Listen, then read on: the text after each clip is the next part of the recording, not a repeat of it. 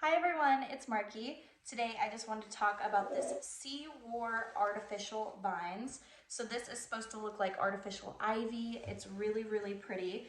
This is a 24 pack, so each individual strand of vines is about 7.2 feet long, and total it's about 173 feet worth of vines, so you really do get a lot. They're really high quality. It's made of really nice silk.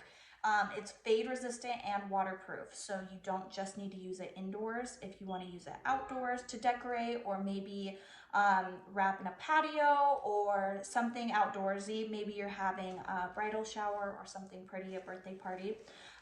My daughter loves these to decorate her room. She loves to hang them all down the walls. They stay really, really nice.